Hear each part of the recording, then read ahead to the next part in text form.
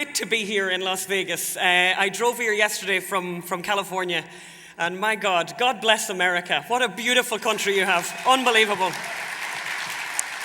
And any of you who haven't met me before, I'm a recovering European.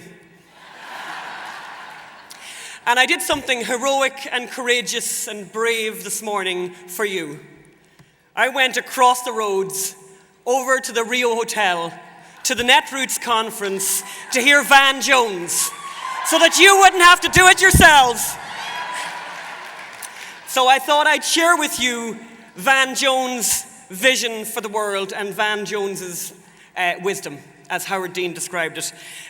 When Van Jones spoke this morning, Howard Dean tragically couldn't be there. He was very upset about that, but he sent through a video message and said he was really sorry he wasn't there. And I was thinking, it's funny, you know, it's a pity you weren't there, Howard Dean, because the room was basically empty. But Howard Dean, anyway, comes on the screen to tell all of us about Van Jones, and I think it's worth hearing it in his own words. Basically, Howard Dean said that Van Jones is a great hero for the progressive movement.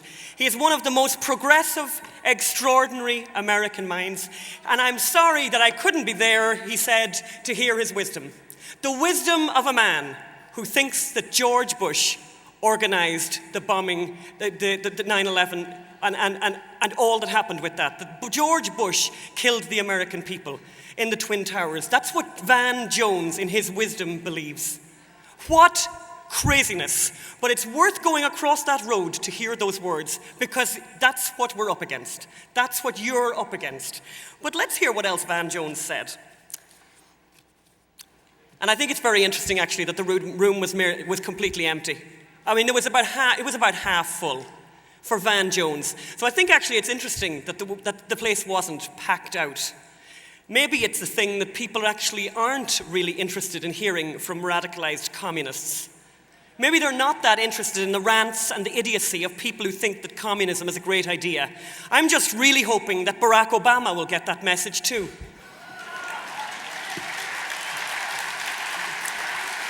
So Van Jones said, which I think you're going to like this, Van Jones says that most of the problems faced by the progressive movement and faced by the Barack Obama administration is because we had banished Walter Cronkite and the other gatekeepers who filtered the news.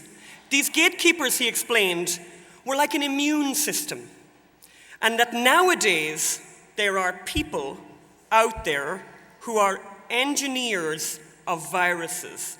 They're engineering viruses to damage the progressives. Hello, lovely, lovely, lovely, lovely viruses. How are you doing today?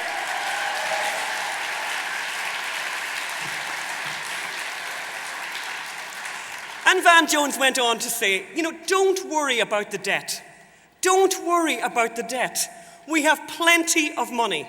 He was explaining to everyone. He said, there's loads and loads and loads of money in America. All you have to do is ask Halliburton. And it's interesting. I find it very interesting with progressives. They have an issue with some billionaires, not with all billionaires. They've no issue with Oprah. They've no issue with her billions, and they've no issue with Soros's billions. So in the future that they would create for us, they would attack Halliburton.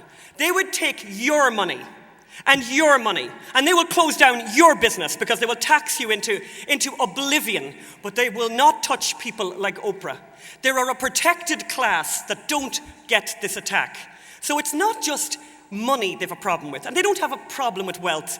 It's your wealth that they've a problem with. It's certain wealth that they've a problem with, and that's a big problem for us. In the world that conservatives want to create, everyone would be rich. And that's what progress means. That's progress. Even though these guys don't think it is, that's what real progress would look like. But Van Jones had some wisdom. And he said a thing that I have been saying until I'm blue in the face. He basically said, the way a culture evolves is based on stories. Tell stories. They're very good at telling stories. All over Hollywood, they're telling the progressive story, the anti-business, anti-American, anti-military, anti-capitalist, anti-development story is being told in every house in the country on the television and in every schoolroom in America. That same horrible message is being taught and told to children. And this is something that I'm going to criticize you for. Why won't you tell the story? Where are the oil men telling the great story of the wonderful thing that they're doing? That they're employing thousands and thousands and thousands of people with beautiful jobs, great jobs, not charity jobs, not handout jobs, real jobs. And that oil, that gas, that coal, all of that energy makes life beautiful, makes life beautiful. And we don't want less of it. We need more of it. We need more energy.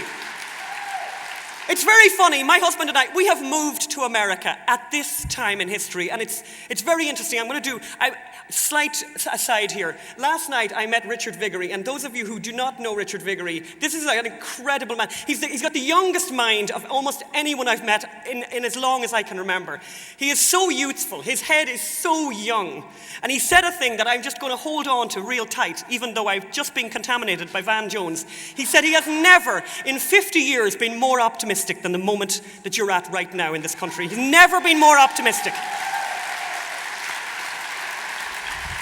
So after I hear that, I'm like rocking. I'm thinking, this is really great. And then I got my reality check by going over to listen to Van Jones and hear about his wisdom about how George Bush organized the bombing of the Twin Towers.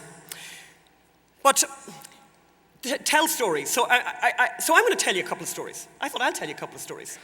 So when my husband and I came to America, we heard a story about conservatives. So we heard that these conservatives are a really, really weird lot. Nut jobs, basically. And these conservatives, they're obsessed with sex.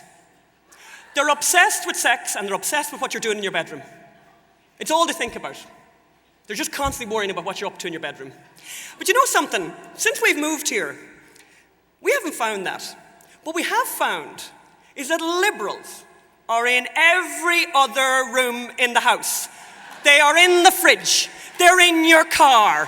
They're in your air miles. They're in your clothes. They're in your hair. They're in your cleaning products and your washing machine and the refrigerator. They're all over the place. And they're in your light bulb. And I want to say to them, this is America. Get out of my light bulb.